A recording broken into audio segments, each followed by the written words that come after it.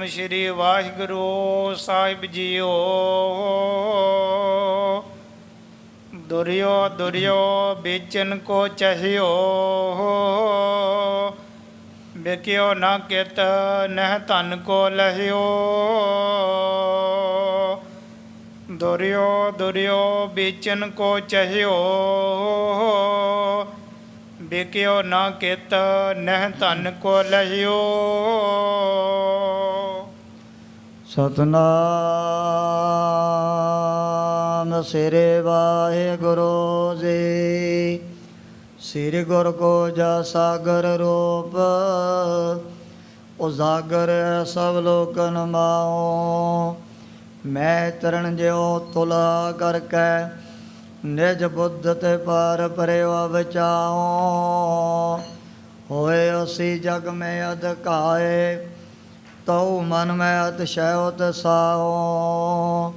ਓ ਚਤੁਰੋ ਜਿਉ ਲਗ ਪਲ ਸੁੰਦਰ, ਬਾਵਨ ਹਾਥ ਪਸਾਰਤ ਤਾਓ। ਏਕ ਓੰਕਾਰਾ ਸਤਿਗੁਰ ਤੇ ਪ੍ਰਸਾਦ ਸੱਚ ਹੋਈ। ਵਾਹਿਗੁਰੂ ਜੀ ਕੀ ਫਤਿਹ। ਬਿਘਨ ਵਿਨਾਸ਼ਨ ਸੋਈ।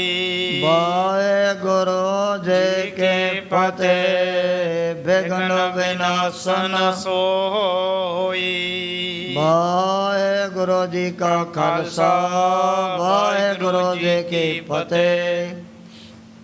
ਪਰਮ ਸਤਿਕਾਰਯੋਗ ਗੁਰੂ ਰੂਪ ਖਾਲਸਾ ਸਾਧ ਸੰਗਤ ਜੀ, ਜਿਤਨੇ ਵੀ ਮਾਈ ਭਾਈ ਨੇਮੀ ਪ੍ਰੇਮੀ ਦੂਰੋਂ ਨੇੜੇ ਚੱਲ ਕਰਕੇ ਮਹਾਂਪੁਰਖਾਂ ਦੇ ਪਵਿੱਤਰ ਪਾਵਨ ਅਸਥਾਨ ਅਥਵਾ ਗੁਰੂ ਬਾਬਾ ਜੀ ਦੇ ਸੱਚਖੰਡ ਦਰਬਾਰ ਦੇ ਵਿੱਚ ਪਹੁੰਚੇ ਹੋ, ਸਤਿਗੁਰਾਂ ਦੇ ਚਰਨਾਂ 'ਚ ਹਾਜ਼ਰੀ ਲਵਾਉਣ ਵਾਸਤੇ ਆਪਣੀਆਂ ਚਿੱਤ ਬਿਰਤੀਆਂ ਬਾਹਰੋਂ ਕਾਗਰ ਕਰਨ ਦੀ ਖੇਚਲ ਕਰੋ।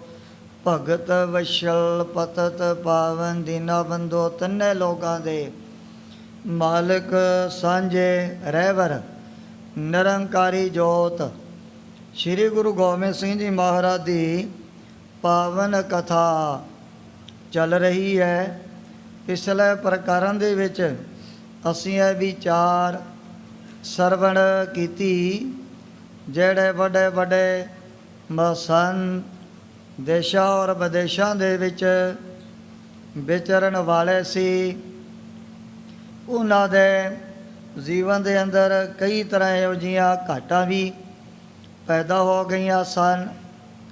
ਪਹਿਲੇ ਗੁਰੂਆਂ ਦੇ ਟਾਈਮ 'ਤੇ ਇਹ ਜਿਹੜੇ ਮਸੰਦ ਬ੍ਰਹਮ ਗਿਆਨੀ, ਕਮਾਈਆਂ ਵਾਲੇ, ਈਮਾਨਦਾਰ ਔਰ ਪੂਰੀ ਵਫਾਦਾਰੀ ਨੂੰ ਨਿਭਾਉਣ ਵਾਲੇ ਹੋਇਆ ਕਰਦੇ ਸੀ। ਸਮਾਂ ਪਾ ਕਰਕੇ ਕਈ ਇਹੋ ਜਿਹੇ ਜੀਵਨ ਦੇ ਵਿੱਚ ਇਹਨਾਂ ਦੇ ਔਗਣ ਵੀ ਪੈਦਾ ਹੋ ਚੁੱਕੇ ਸਨ। ਗਰੀਬ ਗੁਰਬਿਆਂ ਨੂੰ ਜਾ ਕਰਕੇ ਘਰਾਂ ਦੇ ਵਿੱਚ ਬੜਾ ਤੰਗ ਕਰਨਾ, ਕਈ ਜਿਹੜੀ ਇਹ ਦਸਵੰਧੀ ਮਾਇਆ ਹੈ ਉਹ ਵੀ ਘਰਾਂ ਦੇ ਵਿੱਚ ਛਪਾਉਣ ਲੱਗ ਪਏ ਸੀ। ਸਤਿਗੁਰੂ ਜੀ ਨੇ ਤਰਕਾਲਦਰਸ਼ੀ ਤਿੰਨੇ ਕਾਲਾਂ ਦੇ ਗਿਆਤਾ ਗਏ।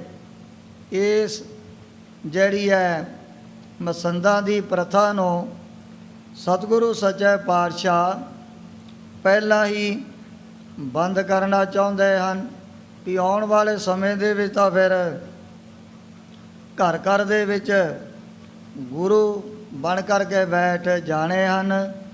ਭਾਈ ਚੇਤੋ ਮਸੰਦ ਇਹ ਵੀ ਬੜੇ ਲੰਮੇ ਸਮੇਂ ਤੋਂ ਸਤਿਗੁਰੂ ਜੀ ਦੇ ਦਰ ਘਰ ਦੇ ਵਿੱਚ ਸੇਵਾ ਤਾਂ ਨਿਭਾ ਰਿਹਾ ਸੀ, ਪਰ ਇਹਦੇ ਹਿਰਦੇ ਦੇ ਅੰਦਰ ਵੀ ਬੜਾ ਮਾਇਆ ਦਾ ਲੋਭ ਲਾਲਚ ਪੈਦਾ ਹੋ ਗਿਆ। ਜਿਹੜੇ ਵਿਚਾਰੇ ਗਰੀਬ ਕੰਗਾਲ ਦੇਸ਼ਾਂ ਵਿਦੇਸ਼ਾਂ ਦੇ ਵਿੱਚ ਵਸਣ ਵਾਲੇ ਪ੍ਰੇਮੀ, ਉਹਨਾਂ ਦੀਆਂ ਜਿਹੜੀਆਂ ਅੰਦਰੋਂ ਕੀਤੀਆਂ ਹੋਈਆਂ ਪੁਕਾਰਾਂ ਫਰਿਆਦਾਂ ਉਹ ਤਾਂ ਸਤਿਗੁਰੂ ਜੀ ਦੇ ਪਾਸ ਆਪਣੇ ਆਪ ਹੀ ਪਹੁੰਚ ਜਾਂਦੀਆਂ ਸਨ। ਉਹ ਸਮੇਂ ਸਤਿਗੁਰੂ ਜੀ ਨੇ ਕਿਹੋ ਜਿਹਾ ਕੌਤਕ ਰਚਾਇਆ। ਮਸੰਦਾਂ ਨੂੰ ਪੁੱਛਣ ਲੱਗੇ ਵੀ ਦੱਸੋ ਇਹ ਗੱਲ ਕੀ ਹੋਈ, ਐਸ ਵਕਤ ਚੜਾਵਾ ਇਤਨਾ ਘੱਟ ਸੰਗਤਾਂ ਦੇ ਵੱਲੋਂ ਕਿਉਂ ਆਇਆ। ਕਈ ਕਹਿਣ ਲੱਗੇ ਮਹਾਰਾਜ ਵੀ ਜਿਹੜੇ ਨੇ ਆਪ ਦੇ ਪ੍ਰੇਮੀ ਅਮੀਰ ਤਨਾੜੋ ਤਾਂ ਬੜੇ ਮਰ ਚੁੱਕੇ ਹਨ। ਸੁਣ ਕਰਕੇ ਸਤਿਗੁਰੂ ਜੀ ਕਹਿਣ ਲੱਗੇ ਵੀ ਮੇਰੀਆਂ ਸੰਗਤਾਂ ਤਾਂ ਨਵੀਆਂ ਤੋਂ ਨਵੀਆਂ ਇਸੇ ਤਰ੍ਹਾਂ ਹੀ ਪੈਦਾ ਹੋਣੀਆਂ ਰਹਿਣੀਆਂ ਹਨ। ਬੜੀ ਇਹਨਾਂ ਨੂੰ ਤਾੜਨਾ ਕੀਤੀ ਵੀ ਇਹ ਤਾਂ ਤੁਹਾਡਾ ਇੱਕ ਬਹਾਨਾ ਬਣਾਇਆ ਹੋਇਆ ਹੈ। ਜਿਹੜੀ ਜ਼ਿਆਦਾਤਰ ਮਾਇਆ ਤੁਸੀਂ ਆਪਣੇ ਘਰਾਂ ਦੇ ਵਿੱਚ ਪਹਿਲਾਂ ਹੀ ਛੁਪਾ ਕਰਕੇ ਰੱਖੀ ਹੋਈ ਹੈ।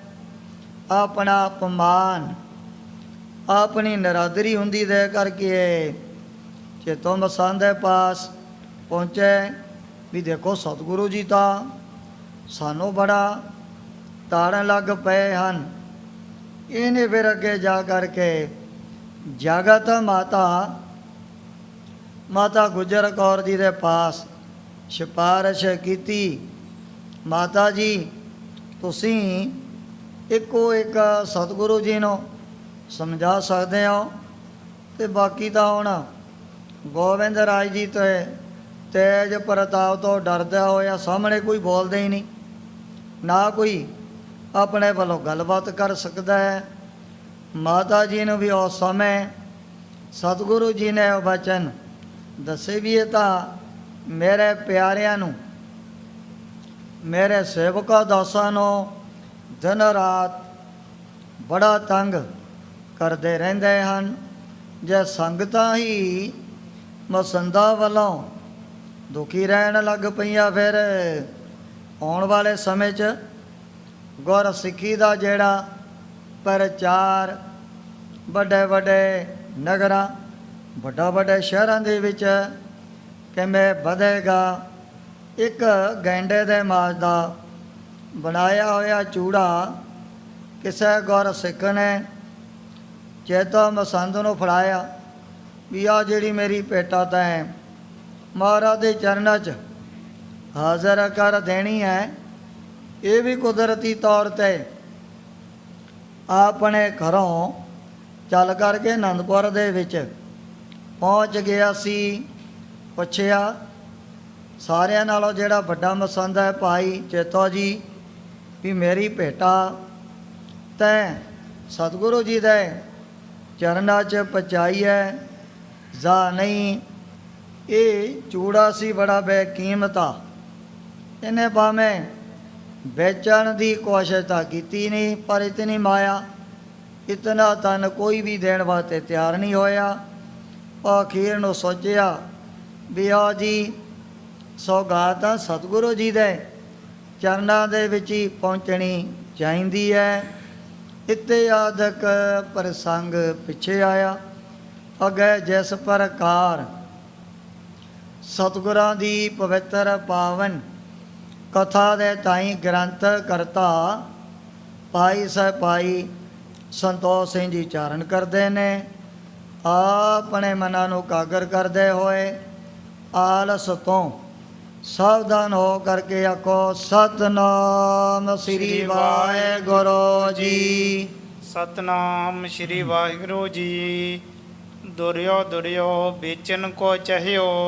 ਇਹ ਜਿਹੜਾ ਗੌਰ ਸਿੱਖ ਤੁਰਕਾਂ ਮੁਗਲਾਂ ਪਠਾਣਾ ਤੋਂ ਡਰਦਾ ਹੋਇਆ ਕਿਸੇ ਥਾਂ ਤੇ ਇਸ ਮਹਿੰਗੇ ਚੂੜੇ ਨੂੰ ਵੇਚਣਾ ਚਾਹੁੰਦਾ ਸੀ। ਵੇਖਿਓ ਨਾ ਕਿਤ ਨਹਿ ਧਨ ਕੋ ਲਹਿਓ।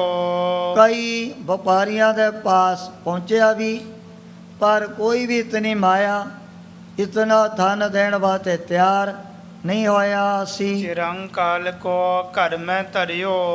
ਕਾਫੀ ਟਾਈਮ ਇਹਨੇ ਆਪਣੇ ਘਰ ਦੇ ਵਿੱਚ ਉਸੇ ਤਰ੍ਹਾਂ ਇਸ ਚੂੜੇ ਨੂੰ ਸੰਭਾਲ ਕਰਕੇ ਰੱਖਿਆ ਹੋਇਆ ਸੀ। ਇੱਕ ਦਿਵਸ ਸਿੱਖ ਹਿਰਦੈ ਵਿਚਰਿਓ। ਇੱਕ ਦਿਨ ਹੈ ਜਿਹੜਾ ਗੁਰੂ ਕਾ ਪਿਆਰਾ ਗੁਰ ਸਿੱਖ ਮਨ ਦੇ ਵਿੱਚ ਸੋਚਣ ਲੱਗ ਪਿਆ ਸੀ ਇਹ ਗੁਰ ਘਰ ਕੀ ਲਾਇਕ ਹੈ। ਵੀ ਜਿਹੜੀ ਸਾਰਿਆਂ ਨਾਲੋਂ ਸੋਹਣੀ ਮਹਿੰਗੀ ਵਸਤੂ ਤਾਂ ਫਿਰ ਸਤਿਗੁਰੂ ਜੀ ਦੇ ਦਰ ਘਰ ਦੇ ਵਿੱਚ ਹੀ ਭੇਟਾ ਕਰਨੀ ਮੇਰੇ ਲਈ ਯੋਗ ਬਣਦੀ ਹੈ। ਅਪਰ ਥਾਨ ਨਹਿ ਉਚਤਾ ਲਹੈ। ਹੁਣ ਇਹੋ ਜਿਹੀਆਂ ਸੋਹਣੀਆਂ ਸੋਹਣੀਆਂ ਸੁਗਾਤਾਂ ਆਮ ਕਿਸੇ ਅਮੀਰ ਘਰਾਣੇ ਦੇ ਵਿੱਚ ਵੀ ਸੋਭਾ ਨਹੀਂ ਪਾਉਂਦੀਆਂ ਹਨ। ਤਬ ਮਸੰਦ ਚੇਤੋ ਤਹ ਗਇਓ। ਜਾਨਕੀ ਪਾਈ ਚੇਤੋ ਮਸੰਦ ਜੀ ਇਹਨਾਂ ਦੇ ਇਲਾਕੇ ਦੇ ਵਿੱਚ ਜਿਹੜੀ ਦਸਵੰਧ ਦੀ ਮਾਇਆ ਹੈ ਇਕੱਠੀ ਕਰਨ ਵਾਸਤੇ ਪਹੁੰਚ ਗਏ ਸਨ। ਉਗਰਾਹਤ ਗੁਰ ਕਾਰ ਸੋ ਪਾਇਓ। ਕਈ ਗੁਰਮੁਖਾਂ ਦੇ ਪਾਸੋਂ ਜਦੋਂ ਇਹਨੇ ਜਾ ਕਰਕੇ ਆਪਣੀ ਦਸਵੰਧ ਦੀ ਮਾਇਆ ਇਕੱਠੀ ਕਰ ਲਈ ਹੈ। ਸਿੱਖ ਨੇ ਗੁਰ ਮਸੰਦ ਕੋ ਜਾਨ। ਹੁਣ ਇਹ ਆ ਬੜਾ ਪੁਰਾਤਨ ਸਮੇਂ ਦਾ ਭਾਈ ਚੇਤੋ ਮਸੰਦੀ ਗੁਰ ਸਿੱਖਾਂ ਨੂੰ ਵੀ ਇਹਦੇ ਬਾਰੇ ਪਤਾ ਵੀ ਬੜੇ ਲੰਮੇ ਸਮੇਂ ਤੋਂ ਇਹ ਤਾਂ ਵੱਡੇ ਵੱਡੇ ਨਗਰਾਂ ਔਰ ਸ਼ਹਿਰਾਂ ਦੇ ਵਿੱਚ ਤਕਰੀਬਨ ਵਿਚਰਦੇ ਰਹਿੰਦੇ ਹਨ। ਸੋ ਚੂਰਾ ਦੀਨ ਸੇਸ ਪਾਨ। ਉਹ ਜਿਹੜਾ ਬੜਾ ਸੋਹਣਾ ਮਹਿੰਗਾ ਚੂੜਾ ਇਸ ਪ੍ਰੇਮੀ ਨੇ ਭਾਈ ਚੇਤੋ ਦੇ ਹੱਥ ਦੇ ਵਿੱਚ ਪਕੜਾ ਦਿੱਤਾ ਹੈ। ਕਹਿਓ ਕਿ ਗੁਰ ਕੀ ਮਾਤਾ ਹਾਥ। ਕਹਿ ਲੱਗਿਆ ਭਾਈ ਸਾਹਿਬ ਇਹ ਜਿਹੜਾ ਸੁੰਦਰ ਚੂੜਾ ਸਤਿਗੁਰੂ ਜੀ ਦੀ ਮਾਤਾ ਜੀ ਨੇ ਹਨ ਉਹਨਾਂ ਦੇ ਹੱਥਾਂ ਦੇ ਵਿੱਚ ਮੈਂ ਪਾਇਆ ਹੋਇਆ ਆਪ ਦੇਖਣਾ ਚਾਹੁੰਦਾ ਹਾਂ। ਤਿਨ ਹਿਤ ਦੀਨ ਪ੍ਰੇਮ ਕੀ ਸਾਥ। ਸਤਿਗੁਰੂ ਸੱਚੇ ਪਾਤਸ਼ਾਹ ਜੀ ਦੀ ਮਾਤਾ ਦੇ ਲਈ ਇਹਨੇ ਜਿਹੜਾ ਮਹਿੰਗਾ ਚੂੜਾ ਆਪਣੇ ਵੱਲੋਂ ਭੇਟਾ ਕਰ ਦਿੱਤਾ ਸੀ। ਮਮ ਦਿਸ਼ਤੀ ਬੰਧਨ ਕਰ ਨੀਕੀ। ਕਹਿ ਲੱਗਿਆ ਵੀ ਮੇਰੇ ਵੱਲੋਂ ਸਤਿਗੁਰੂ ਜੀ ਦੇ ਚਰਨਾਂ ਤੇ ਤੈਂ ਮੱਥਾ ਵੀ ਟੇਕ ਦੇਣਾ ਹੈ। ਅਰਪੋ ਸ੍ਰੀ ਗੁਰ ਚਰਨ ਨਜੀਕੀ। ਇਹ ਪ੍ਰੇਮੀ ਬਾਰ-ਬਾਰ ਬੇਨਤੀ ਕਰਨ ਲੱਗਿਆ ਵੀ ਜਗਤ ਮਾਤਾ ਗੁਜਰ ਕੌਰ ਜੀ ਦੇ ਬਾਤ ਮੈਂ ਇਹ ਜਿਹੜੀ ਤੁਸ਼ ਜੀ ਜਿਹੜੀ ਸੇਵਾ ਆਪਣੇ ਵੱਲੋਂ ਭੇਟਾ ਕਰਨ ਲੱਗਿਆ ਹਾਂ। ਅਪਰਕਾਰ ਧਨ ਗਨ ਕੋ ਲੈ ਕੇ। ਔਰ ਵੀ ਜੋ ਇਹਨੇ ਥੋੜੀ ਬਹੁਤੀ ਮਾਇਆ ਦਸਵੰਦੀ ਆਪਣੇ ਪਾਸ ਜਮ੍ਹਾਂ ਕੀਤੀ ਹੋਈ ਹੈ। ਹਰ ਚੂਰਾ ਲੀਨਸ ਹਰ ਖੈ ਕੇ। ਚੇਤਾ ਮਸੰਦ ਲੈ ਕਰਕੇ ਬੜਾ ਸੋਹਣਾ ਚੂੜਾ ਮਨ ਦੇ ਅੰਦਰ ਖੁਸ਼ ਹੋ ਗਿਆ ਸੀ। ਆਨ ਆਨੰਦਪੁਰ ਵਿਖੇ ਪ੍ਰਵੇਸ਼ਾ। ਜਦੋਂ ਆ ਕਰਕੇ ਆਨੰਦਪੁਰ ਦੇ ਵਿੱਚ ਪ੍ਰਵੇਸ਼ ਕਰ ਗਿਆ ਹੈ। ਨਿਜ ਘਰ ਮਹਿ ਬਸ ਨਿਸਾ ਅਸ਼ੀਸ਼ਾ। ਔਰ ਰਾਤ ਦੇ ਟਾਈਮ ਦੇ ਭਾਈ ਚੇਤੋ ਮਸੰਦ ਜਦੋਂ ਆਪਣੇ ਘਰ ਦੇ ਵਿੱਚ ਪਹੁੰਚੇ ਹਨ ਨਿਜ ਇਸਤਰੀ ਕੋ ਤਬਹ ਦਿਖਾਇਓ। ਉਹ ਸਮੇਂ ਕੱਢ ਕਰਕੇ ਗੈਂਡੇ ਦੇ ਮਾਂ ਦਾ ਜਿਹੜਾ ਬਹੁਤ ਮਹਿੰਗਾ ਸੋਹਣਾ ਚੂੜਾ ਬਣਿਆ ਹੋਇਆ ਸੀ ਇਹਨੇ ਆਪਣੇ ਘਰ ਵਾਲੀ ਉਹ ਬੀਬੀ ਨੂੰ ਕੱਢ ਕਰਕੇ ਦਿਖਾ ਦਿੱਤਾ ਸੀ। ਦੇਖਤ ਹੀ ਤੇ ਚਿਤ ਬਿਰਮਾਇਓ। ਦੇਖਣ ਅਨੁਸਾਰ ਉਹਦੇ ਮਨ ਦੇ ਵਿੱਚ ਜਿਹੜਾ ਚੂੜਾ ਹੱਥਾਂ ਦੇ ਵਿੱਚ ਪਾਉਣ ਦੇ ਲਈ ਬੜਾ ਲਾਲਚ ਪੈਦਾ ਹੋ ਗਿਆ ਹੈ। ਇਹ ਚੂਰਾ ਮੁਝ ਕੋ ਪਤ ਦੀਜੈ। ਬਾਰ-ਬਾਰ ਆਪਣੇ ਪਤੀ ਦੇਵ ਦੇ ਅੱਗੇ ਮਿੰਨਤਾਂ ਤਰਲੇ ਕਰਨ ਲੱਗ ਪਈ ਹੈ। ਮਹਾ ਅਮੋਲਕ ਰੁਚਿਰ ਲਖੀਜੈ। ਕਹਿ ਲਗੇ ਵੀ ਉਹ ਜਿਹਾ ਸੁੰਦਰ ਚੂੜਾ ਪਹਿਲੀ ਦਫਾ ਮੈਂ ਆਪਣੀਆਂ ਅੱਖਾਂ ਦੇ ਨਾਲ ਦੇਖਿਆ ਹੈ। ਤਿਆ ਕੀ ਕਹੇ ਗਈ ਮਤ ਮਾਰੀ। ਜਦੋਂ ਪਾਈ ਚੇਤੋ ਮਸੰਦ ਨੂੰ ਜ਼ਿਆਦਾ ਹੀ ਮਜ਼ਬੂਰ ਕਰ ਲਿਆ। ਇਹ ਜਿਹੜਾ ਚੂੜਾ ਇਹਨੇ ਆਪਣੇ ਘਰ ਵਾਲੀ ਨੂੰ ਪਹਿਨਣ ਦੇ ਲਈ ਦੇ ਦਿੱਤਾ ਹੈ। ਪਹਿਰਾਇਸ ਤੇ ਹੱਥ ਮਜਾਰੀ। ਜਦੋਂ ਹੱਥ ਦੇ ਵਿੱਚ ਪਾਇਆ ਇਹੋ ਜਿਹਾ ਮਹਿੰਗਾ ਸੁੰਦਰ ਚੂੜਾ ਇਹ ਵੀ ਦੇਖ ਕਰਕੇ ਮਨ ਦੇ ਵਿੱਚ ਬੜਾ ਪ੍ਰਸੰਨ ਹੋ ਗਈ ਹੈ। ਕੁਛ ਧਨ ਲੀ ਨਿਜ ਘਰ ਮਹਿ ਰਾਖਾ। ਉਹ ਜਗ੍ਹਾ ਜਿਹੜੀ ਮਾਇਆ ਦਸਵੰਦੀ ਪਾਈ ਚੇਤੋ ਮਸੰਦ ਨੇ ਆਪਣੇ ਘਰ ਦੇ ਵਿੱਚ ਹੀ ਰੱਖ ਦਿੱਤੀ ਹੈ। ਹੋਤ ਪ੍ਰਾਤ ਗੁਰ ਦਰਸ਼ ਪਿਲਾਖਾ।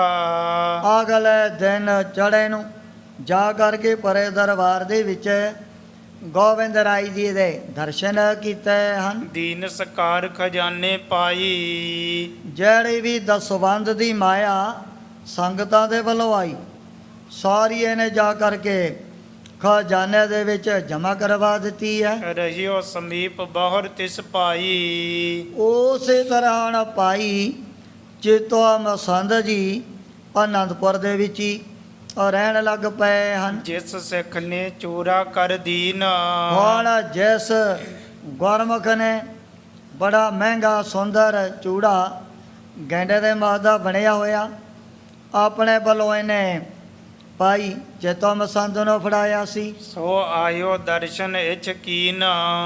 ਇਹਦੇ ਮਨ ਦੇ ਵਿੱਚ ਵੀ ਸਤਿਗੁਰੂ ਜੀ ਦਾ ਦੀਦਾਰ ਕਰਨ ਦੇ ਲਈ ਬੜੀ ਲਾਲਸਾ ਪੈਦਾ ਹੋ ਗਈ ਹੈ। ਪ੍ਰਥਮ ਮਿਲਿਓ ਚੇਤੋ ਕੇ ਸਾਥ, ਸਭ ਤੋਂ ਪਹਿਲਾਂ ਇਹ ਜਿਹੜਾ ਪ੍ਰੇਮੀ ਗੁਰ ਸਿੱਖ ਭਾਈ ਚੇਤੋ ਜੀ ਨੂੰ ਆ ਕਰਕੇ ਮਿਲਿਆ, ਜਿਵੇਂ ਸਾਡੀ ਸੁਲਤਾਨ ਪਾਤਸ਼ਾਹ ਸਤਿਗੁਰੂ ਰਾਮਦਾਸ ਦੇ ਚਰਨਾਂ ਦੇ ਵਿੱਚ ਬਾਬਾ ਪ੍ਰੀਤੀ ਚੰਦ ਜੀ ਮੁਖੀ ਆਗੂ ਹੋਇਆ ਕਰਦੇ ਸਨ। ਜਿਹੜੇ ਵੀ ਵਿਦੇਸ਼ਾਂ ਦੇ ਵਿੱਚੋਂ ਆਉਣ ਵਾਲੇ ਗੁਰ ਸਿੱਖ ਉਹ ਵੀ ਇਸੇ ਤਰ੍ਹਾਂ ਪਹਿਲਾਂ ਆ ਕਰਕੇ ਬਾਬਾ ਪ੍ਰੀਤੀ ਚੰਦ ਜੀ ਨੂੰ ਮਿਲਿਆ ਕਰਦੇ ਸਨ। ਭੋਜਨ ਕੀਨ ਭੇਟ ਕੀ ਗਾਥ, ਹੁਣ ਇਹਨੇ ਵੀ ਉਸ ਭੇਟਾ ਦੀ ਜਿਹੜੀ ਗੱਲਬਾਤ ਭਾਈ ਚੇਤੋ ਮਸੰਦ ਦੇ ਪਾਸੋਂ ਪੁੱਛਣੀ ਕੀਤੀ ਹੈ। ਗੁਰ ਟਿਗ ਕਰੀ ਕੇ ਨਹੀਂ ਪਹੁੰਚਾਵਨ, ਆ ਕਰਕੇ ਬੇਨਤੀ ਕਰ ਲੱਗਿਆ ਵੀ ਉਹ ਮੇਰੀ ਭੇਟਾ ਤੁਸੀਂ ਨੇ ਸਤਿਗੁਰੂ ਜੀ ਦੇ ਚਰਨਾਂ 'ਚ ਪਹੁੰਚਾਈ ਹੈ, ਜਾਂ ਫਿਰ ਆਪਣੇ ਘਰ ਦੇ ਵੀ ਤਾਂ ਨਹੀਂ ਕਿਤੇ ਰੱਖੀ ਬੈਠੇ ਹੋ। ਮੈਂ ਜੋ ਦਇਓ ਧਾਰ ਮਨ ਪਾਵਨ, ਮੇਰੇ ਮਨ ਦੇ ਵਿੱਚ ਬੜੀ ਭਾਵਨਾ ਬੜੀ ਸ਼ਰਧਾ ਪੈਦਾ ਹੋ ਗਈ ਸੀ ਵੀ ਇਹ ਜਿਹੜਾ ਚੂੜਾ ਸਤਿਗੁਰੂ ਜੀ ਦੀ ਸਤਿਗੁਰੂ ਜੀ ਦੇ ਜੋ ਮਾਤਾ ਜੀ ਹਨ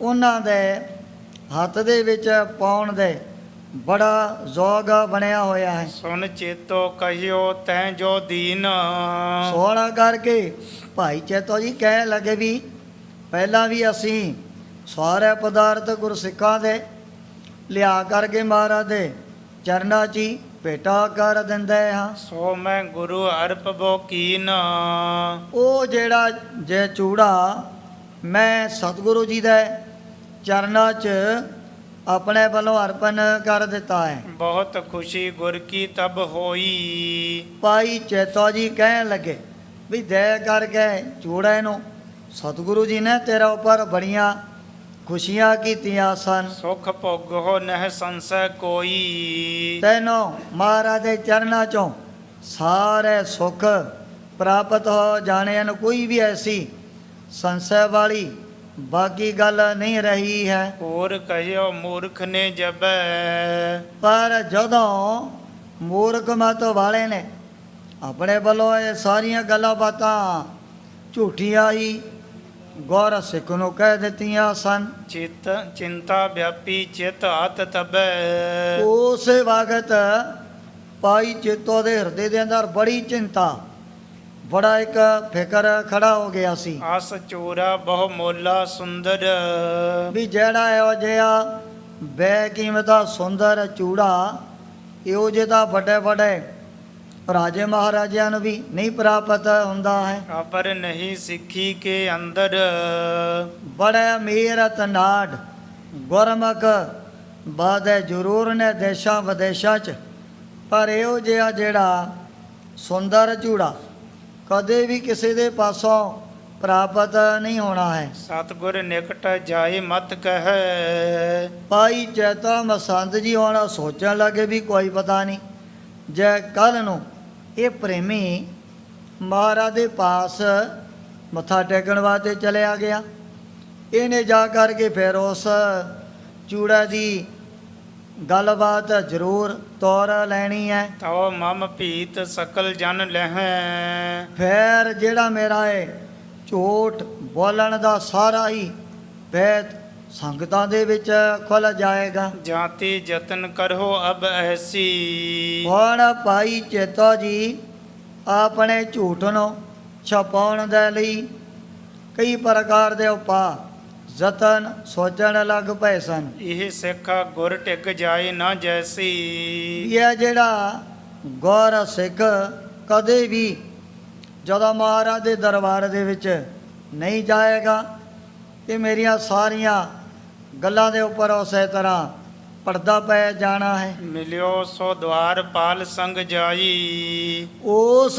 ਵਕਤ ਭਾਈ ਚੇਤੋ ਮਸੰਦ ਜਾ ਕਰਕੇ ਜਿਹੜਾ ਦੁਆਰਪਾਲ ਮੈਨ ਗੇੜ ਦੇ ਉੱਪਰ ਪ੍ਰੇਮੀ ਹੈ ਪਹਿਰੇ ਤੇ ਖੜਾ ਹੋਇਆ ਕਰਦਾ ਸੀ। ਕਛੁਕ ਦਰਬ ਦੀ ਕਹਿਓ ਸੁਨਾਈ। ਉਹਨੂੰ ਇਹਨੇ ਥੋੜੀ ਜੀ ਆਪਣੇ ਵੱਲੋਂ ਮਾਇਆ ਹੱਥ ਦੇ ਉੱਪਰ ਧਰ ਦਿੱਤੀ ਹੈ। ਇਹ ਸਿੱਖ ਅੰਤਰ ਪ੍ਰਵੇਸ਼ ਹੈ ਨਾਹੀ। ਐਸ ਸੇਵਕ ਦਾ ਜੀ ਦਾਦੀ ਨੇੜੇ ਹੋ ਕਰਕੇ ਚੰਗੀ ਤਰ੍ਹਾਂ ਪਹਿਚਾਣ ਕਰਵਾਤੀ ਵੀ ਉਹ ਜਿਹੜਾ ਫਲਾਣਾ ਗੋਰਖ ਸਿੱਖ ਸਾਹਮਣੇ ਖੜਾ ਨਾ, ਤਾਂ ਇਹਨੂੰ ਕਦੇ ਵੀ ਅੱਗੇ ਦਰਬਾਰ ਦੇ ਵਿੱਚ ਨਹੀਂ ਜਾਣ ਦੇਣਾ ਹੈ। ਦੀਕ ਰਖੋ ਸਿਮਰੋ ਮਨ ਮਾਹੀ। ਜਦੋਂ ਵੀ ਕਿਤੇ ਆਵੇ ਤਾਂ ਇਹਦਾ ਪੂਰਾ ਆਪਣੇ ਵੱਲੋਂ ਧਿਆਨ ਰੱਖਣਾ ਹੈ। ਇਹ ਸਤਿਗੁਰ ਕੋ ਜਾਈ ਅਕਾਵੈ। ਆਪਣੀ ਜਿਹੜੀ ਉਹ ਬੇਈਮਾਨੀ ਵਾਲੀ ਗੱਲ ਤਾਂ ਨਹੀਂ ਦੱਸੀ, ਕਹਿ ਲੱਗਿਆ ਵੀ ਇਹ ਥੋੜਾ ਜਿਹਾ ਮੋਟੀ ਮੱਤ ਵਾਲਾ ਹੈ। ਜਦੋਂ ਵੀ ਕਿਤੇ ਸਤਿਗੁਰੂ ਜੀ ਦੇ ਪਾਸ ਚਲਿਆ ਜਾਏ ਮਹਾਰਾਜ ਨੂੰ ਬੜਾ ਕੌਂਦਾ ਰਹਿੰਦਾ ਹੈ। ਮਤ ਹੀ ਨਾ ਮੰਗਨ ਚੱਲ ਆਵੈ। ਇਹ ਹੈ ਮਤ ਤੋਂ ਹੀਣਾ। ਜਦੋਂ ਵੀ ਨੇ ਆਉਣਾ ਹੈ ਬਸ ਹਰ ਬਾਤ ਕਦੇ ਕੁਛ ਮੰਗ ਲਿਆ, ਕਦੇ ਕਿਸੇ ਵਸਤੂ ਦੇ ਲਈ ਬੇਨਤੀ ਕਰ ਦਿੱਤੀ। ਚਿੱਤੋਂ ਕਹਿਣ ਲੱਗਿਆ ਵੀ ਇਹ ਤਾਂ ਇਹੋ ਜਿਹੇ ਸੁਭਾਅ ਦਾ ਗੁਰ ਸਿੱਖ ਪ੍ਰੇਮੀ ਹੈ। ਜੇ ਚਲਿਆ ਗਿਆ ਸਤਿਗੁਰੂ ਜੀ ਦੇ ਪਾਸ ਕਦੇ ਵੀ ਟਿਕ ਕਰਕੇ ਨਹੀਂ ਬੈਠਦਾ ਹੈ। ਅਗਿਆਨੀ ਜਾਣਤ ਕੁਛ ਨਾਹੀ। ਇਹ ਬੜਾ ਹੈ ਮੂਰਖ ਗਵਾਰ ਅਗਿਆਨੀ, ਨਾ ਇਹਨੂੰ ਕੋਈ ਸਤਿਗੁਰੂ ਜੀ ਦੀ ਮਹਿਮਾ ਬਾਰੇ ਵੀ ਨਹੀਂ ਪਤਾ ਲੱਗਿਆ ਹੈ। ਨਹਿ ਚੁੱਪ ਰਹਿਤ ਗੁਰੂ ਕੇ ਪਾਹੀ। ਚੇਤੋ ਨੇ ਚੰਗੀ ਤਰ੍ਹਾਂ ਪਹਿਰੇਦਾਰ ਨੂੰ ਸਮਝਾ ਦਿੱਤਾ ਵੀ ਕਦੇ ਨੇ ਸਤਿਗੁਰੂ ਜੀ ਦੇ ਪਾਸ ਚੁੱਪ ਕਰਕੇ ਨਹੀਂ ਬੈਠਣਾ ਹੈ। ਨਹਿ ਕਿਸ ਕਾਲ ਪ੍ਰਵੇਸ਼ਨ ਦੀਜੈ। ਚੇਤੋ ਮਸੰਦ ਨੇ ਇਹਨੂੰ ਐਨ ਚੰਗੀ ਤਰ੍ਹਾਂ ਆਪਣੇ ਵੱਲੋਂ ਸਾਵਧਾਨ ਕਰ ਦਿੱਤਾ ਸੀ। ਦ੍ਰਿਸ਼ਟ ਵਿਖੇ ਇਸ ਕੋ ਰੱਖ ਲੀਜੈ। ਕਿ ਜਦੋਂ ਕਿਤੇ ਸੰਗਤਾਂ ਮਹਾਰਾਜ ਦਾ ਦਰਸ਼ਨ ਕਰਨ ਵਾਸਤੇ ਜਾਣ, ਪਰ ਤੈਂ ਇਹਦਾ ਵਿਸ਼ੇਸ਼ ਤੌਰ ਤੇ ਆਪਣੇ ਵੱਲੋਂ ਪੂਰਾ ਧਿਆਨ ਰੱਖਣਾ ਹੈ। ਇਸ ਪ੍ਰਕਾਰ ਬਹੁ ਕਰਤ ਕਰਾਈ। ਭਾਈ ਚੇਤੋ ਨੇ ਤਾਂ ਆਪਣੇ ਵੱਲੋਂ ਐਨ ਪੂਰੀ ਜਿਹੜੀ ਤਕੜਾਈ ਕਰ ਦਿੱਤੀ ਹੈ। ਚੇਤੋ ਚੇਤਾ ਮੇਟੀ ਦੁਚਤਾਈ। ਇਹਦੇ ਮਨ ਦੀ ਜਿਹੜੀ ਚਿੰਤਾ ਔਰ ਜਿਹੜਾ ਫਿਕਰ ਉਹ ਫਿਰ ਦੂਰ ਹੋ ਗਿਆ ਸੀ। ਦੇਖ ਸਮੋ ਸਿੱਖ ਜਾਵਨ ਲਾਗਿਓ। ਜਦੋਂ ਹੁਣ ਦੀਵਾਨ ਸਜਣ ਦਾ ਟਾਈਮ ਹੋਇਆ, ਇਹ ਵੀ ਵਿਚਾਰਾ ਬੜੀ ਦੂਰੋਂ ਦਰਸ਼ਨ ਕਰਨ ਵਾਸਤੇ ਆਇਆ ਸੀ। ਦਵਾਰ ਪਾਲ ਹਟਕਤ ਤੇ ਆਗਿਓ। ਉਸ ਵਕਤ ਜਿਹੜਾ ਪਹਿਰੇਦਾਰ ਉਹਨੇ ਫਿਰ ਇਹਨੂੰ ਅੱਗੇ ਜਾਣ ਤੋਂ ਉੱਥੇ ਹੀ ਰੋਕ ਦਿੱਤਾ ਸੀ। ਚੇਤੋ ਸਾਥ ਮਿਲਿਓ ਬਚ ਮਾਨੀ। ਹੁਣ ਜਿਵੇਂ ਪਹਿਲਾਂ ਹੀ ਭਾਈ ਚੇਤੋ ਨੇ ਪਹਿਰੇਦਾਰ ਨੂੰ ਦੇ ਕਰਕੇ ਥੋੜੀ ਬਹੁਤੀ ਰਿਸ਼ਵਤ ਇਹਨੂੰ ਵਿਚਾਰੇ ਨੂੰ ਅੱਗੇ ਲੰਘਣ ਤੋਂ ਬੁਰੀ ਪਾਬੰਦੀ ਲਗਾ ਦਿੱਤੀ ਹੈ। ਸਿੱਖ ਕੋ ਯੰਤਰ ਦੀ ਨਾ ਜਾਣੀ। ਇਹ ਸਭ ਵਿਚਾਰੇ ਗੁਰ ਸਿੱਖ ਨੂੰ ਇਹਨੇ ਮਹਾਰਾਜ ਦੇ ਦਰਬਾਰ ਦੇ ਵਿੱਚ ਅੰਦਰ ਨਹੀਂ ਲੰਘਣ ਦਿੱਤਾ ਸੀ। ਇੱਕ ਦੋਏ ਦਿਨ ਸਿੱਖ ਫਿਰ ਗਇਓ। ਵਿਚਾਰਾ ਹੁਣ ਇੱਕ ਦੋ ਦਿਨ ਸੰਗਤਾਂ ਦੇ ਵਿੱਚ ਗੇੜੇ ਮਾਰ ਕਰਕੇ ਜਦੋਂ ਥੱਕ ਗਿਆ ਸੀ, ਨਹੀਂ ਗੁਰੂ ਕੋ ਦਰਸ਼ਨ ਪਇਓ। ਪਰ ਅਜੇ ਤੱਕ ਇਸ ਗੁਰ ਸਿੱਖ ਨੂੰ ਸਤਿਗੁਰੂ ਸੱਚੇ ਪਾਤਸ਼ਾਹ ਦੇ ਦਰਸ਼ਨ ਨਹੀਂ ਹੋਏ। ਹਿਰਦੇ ਦੇ ਅੰਦਰ ਤਾਂ ਬਹੁਤ ਜ਼ਿਆਦਾ ਵਧੀ ਹੋਈ ਹੈ। ਅਤ ਮੁਰਝਾਏ ਬਿਸੂਰਤ ਯੁਰ ਮੈਂ। ਉਹ ਸਮੇਂ ਦੇ ਕਰਕੇ ਹੋ ਜਾਏ ਹਾਲਾਤ, ਇਹ ਵੀ ਮਨ ਦੇ ਵਿੱਚ ਵਿਚਾਰਾ ਬੜਾ ਝੂਰਨ ਲੱਗ ਪਿਆ ਸੀ। ਦਰਸ਼ਨ ਹਿਤ ਮੈਂ ਆਨੰਦਪੁਰ ਮੈਂ। ਸੋਚਦਾ ਵੀ ਇਤਨੇ ਕੋ ਚੱਲ ਕਰਕੇ ਮੈਂ ਆਨੰਦਪੁਰ ਦੇ ਵਿੱਚ ਪਹੁੰਚਿਆ, ਪਰ ਫਿਰ ਵੀ ਦੀਨਾ ਦੁਨੀਆ ਦੇ ਮਾਲਕ ਦੇ ਮੈਨੂੰ ਸਾਹਮਣੇ ਦਰਬਾਰ ਦੇ ਵਿੱਚ ਦਰਸ਼ਨ ਨਹੀਂ ਹੋਏ ਹਨ। ਚੱਲ ਆਇਓ ਕਰ ਪ੍ਰੇਮ ਵਿਸਾਲਾ। ਮੇਰੇ ਮਨ ਦੇ ਵਿੱਚ ਦੀਦਾਰ ਕਰਨ ਦਾ ਬੜਾ ਪ੍ਰੇਮ ਭਰਿਆ ਹੋਇਆ ਹੈ, ਕੋ ਕਾਰਨ ਭਾ ਮੁਝ ਕੋ ਟਾਲਾ। ਪਰ ਗੁਰ ਸਿੱਖ ਨੂੰ ਕੋਈ ਇਹ ਗੱਲ ਸਮਝ ਦੇ ਵਿੱਚ ਨਹੀਂ ਪੈਂਦੀ ਵੀ ਮੈਨੂੰ ਆ ਪਹਿਰੇਦਾਰ ਅੱਗੇ ਜਾਣ ਤੋਂ ਕਿਉਂ ਰੋਕ ਦਿੰਦਾ ਹੈ। ਅਪਰ ਸਿੱਖ ਗਨ ਦਰਸ਼ਨ ਪਾਵ ਹੈ। ਆ ਜਿਹੜੀਆਂ ਹੋਰ ਸੰਗਤਾਂ ਦੇਸ਼ਾਂ ਵਿਦੇਸ਼ਾਂ ਦੇ ਵਿੱਚੋਂ ਆਈਆਂ ਹੋਈਆਂ, ਇਹ ਖੁੱਲੇ ਡੋਲੇ ਉਸੇ ਤਰ੍ਹਾਂ ਮਹਾਰਾਜ ਦੇ ਦਰਸ਼ਨ ਕਰਕੇ ਕੋਈ ਆਉਂਦਾ ਹੈ ਤੇ ਕੋਈ ਵਾਪਸ ਮੁੜਿਆ ਆ ਰਿਹਾ ਸੀ। ਇੱਕ ਆਵ ਹੈ ਇੱਕ ਚੱਲ ਪੁਨ ਜਾਵ ਹੈ। ਦੇ ਕਰਕੇ ਇਸ ਗੁਰਮੁਖ ਦੇ ਮਨ ਦੇ ਅੰਦਰ ਹੈਰਾਨਗੀ ਤਾਂ ਆਪਣੇ ਆਪ ਹੀ ਪੈਦਾ ਹੋਣੀ ਸੀ ਜਦੋਂ ਵਿਚਾਰੇ ਨੂੰ ਰਾਹ ਦੇ ਵਿੱਚ ਹੀ ਰੋਕ ਲਾ ਦਿੱਤੀ ਹੈ। ਸਤਿਗੁਰੂ ਅਰਜਨ ਦੇਵ ਜੀ ਮਹਾਰਾਜ ਸੱਚੇ ਪਾਤਸ਼ਾਹ ਨੇ ਵੀ ਜਦੋਂ ਆਪਣੇ ਮਨ ਦੀ ਦਸ਼ਾ ਗੁਰਬਾਣੀ ਦੇ ਸ਼ਬਦਾਂ ਦੁਆਰਾ ਕਾਗਜ਼ ਦੇ ਉੱਪਰ ਲੈ ਕਰਕੇ ਸਤਿਗੁਰੂ ਜੀ ਦੇ ਦਰਬਾਰ ਦੇ ਵਿੱਚ ਚਿੱਠੀਆਂ ਭੇਜੀਆਂ ਸੀ, ਪਰ ਜਦੋਂ ਬਾਬਾ ਫਰੀਦ ਜੀ ਚੰਦ ਨੇ ਦੇ ਲਿਆ ਵੀ ਇਹ ਜਿਹੜਾ ਗੁਰ ਸਿੱਖ ਲਾਹੌਰ ਸ਼ਹਿਰ ਤੋਂ ਆਇਆ ਹੋਇਆ ਲੱਗਦਾ ਹੈ, ਉਹ ਸਾਰੀਆਂ ਜਿਹੜੀਆਂ ਮਹਾਰਾਜ ਦੀਆਂ ਚਿੱਠੀਆਂ ਬਾਬਾ ਪ੍ਰੀਤੀ ਚੰਦ ਜੀ ਨੇ ਛੁਪਾ ਕਰਕੇ ਰੱਖੀ ਲਈਆਂ ਸਨ। ਇਸੇ ਤਰ੍ਹਾਂ ਇਸ ਪ੍ਰੇਮੀ ਨੂੰ ਵੀ ਜਦੋਂ ਵੀ ਜਾਂਦਾ ਹੈ ਪਹਿਰੇਦਾਰ ਉੱਥੋਂ ਹੀ ਵਾਪਸ ਮੋੜ ਦਿੰਦਾ ਸੀ। ਗੁਰ ਸਰਬੱਗ ਅਵਗਿਆ ਮੇਰੀ। ਉਹ ਸਮੇਂ ਵਿਚਾਰਾ ਸੋਚਣ ਲੱਗਿਆ ਵੀ ਸਤਿਗੁਰੂ ਜੀ ਤਾਂ ਸਰਬੱਗ ਨੇ, ਅੰਤਰਜਾਮੀ ਨੇ, ਸ਼ਾਇਦ ਕੋਈ ਮੇਰੇ ਕੋਲੋਂ ਇਹੋ ਜੀ ਬਹੁਤ ਵੱਡੀ ਭੁੱਲ ਹੋ ਚੁੱਕੀ ਹੈ। ਵਰਜਿਓ ਦਰਸ਼ਨ ਤੇ ਕੋ ਹੀਰੀ। ਦੇਖੋ ਪਹਿਰੇਦਾਰ ਤਾਂ ਮੈਨੂੰ ਨੇੜੇ ਨਹੀਂ ਹੋਣ ਦਿੰਦਾ, ਇਹ ਤਾਂ ਪਹਿਲਾਂ ਹੀ ਹੱਥ ਮਾਰ ਕਰਕੇ ਵਾਪਸ ਮੋੜਨ ਲੱਗ ਪੈਂਦਾ ਹੈ। ਹਿਰਦੈ ਵਿਚਾਰਤ ਆਰਤ ਹੋਵਤ। ਬੇਚਾਰਾ ਸੌਦਾ ਹੋਇਆ ਮਨ ਦੇ ਅੰਦਰ ਬੜਾ ਦੁਖੀ ਹੋਣ ਲੱਗ ਪਿਆ ਸੀ। ਨਿਜ ਮਹਿ ਦੋਸ਼ ਨਹੀਂ ਕੋ ਜੋਵਤ।